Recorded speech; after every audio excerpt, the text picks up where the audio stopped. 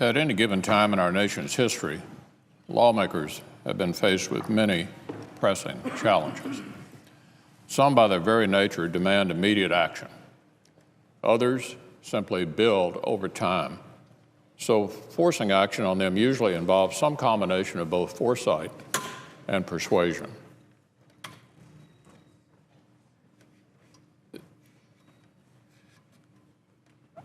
The great challenge of our own day, in my view, is figuring out how to reform government programs that are growing so big, so fast. Unless we act, they'll eventually consume the entire federal budget. This is an issue I've devoted a lot of time and energy to over the last few years, and that I had hoped the two parties could resolve in a way that would win the support of the public and the markets. As it turned out, the President wasn't as interested in that kind of an agreement as I was, so last year I reluctantly concluded we wouldn't be able to do anything significant about entitlements anytime soon. Without presidential leadership, something like that is just simply impossible. Hopefully, the President will have a change of heart at some point on the most important issue of our time. But none of this means we can't try to do something about any other big issue we face, and that includes immigration. There may be some who think our current immigration system is working, but I haven't met them. I haven't met anybody who thinks the current immigration system is working. And as an elected leader in my party, it's my view that at least we need to try to improve a situation that, as far as I can tell, very few people believe is working well, either for our own citizens or for those around the world who aspire to become Americans. Everyone knows the current system is broken. Our borders are not secure.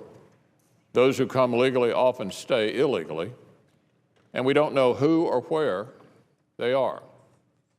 Our immigration laws last changed almost 3 decades ago, and they've failed to take into account the needs of our rapidly changing economy.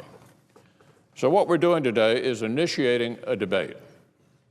We're all grateful for the hard work of the so-called Gang of Eight, but today's vote isn't a final judgment on their product as much as it is a recognition of the problem, a national problem, one that needs debate. The Gang of Eight has done its work. Now it's time for the Gang of 100 to do its work, for the entire Senate to have its say on this issue and see if we can improve the status quo. At the risk of stating the obvious, the bill has serious flaws. I'll vote to debate it and for the opportunity to amend it, but in the days ahead, there will need to be major changes to this bill if it's going to become law. These include, but are not limited to, the areas of border security, government benefits, and taxes. I'm going to need more than an assurance from Secretary Napolitano, for instance, that the border is secure, to feel comfortable about the situation down on the border.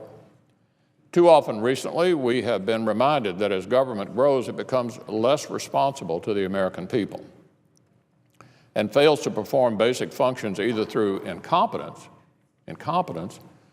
or willful disregard of the wishes of Congress. Our continued failure to secure major portions of the border not only makes true immigration reform far, far more difficult, it presents an urgent threat to our national security. Now, some have criticized this bill for its cost to taxpayers, and that's a fair critique. Those who were here illegally shouldn't have their unlawful status rewarded with benefits and tax credits. So the bill has some serious flaws, and we need to be serious about trying to fix them. The goal here should be to make the status quo better, not worse. And that's what the next few weeks are about.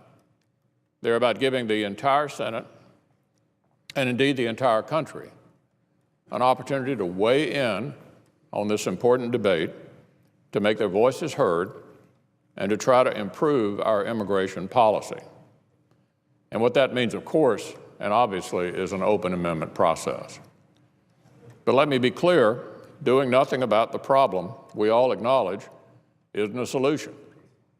Doing nothing about the problem is not a solution. It's an avoidance strategy. And the longer we wait to have this debate, as difficult as it is, the harder it'll be to solve the problem. We tried to do something 6 years ago and didn't succeed. We may not succeed this time either.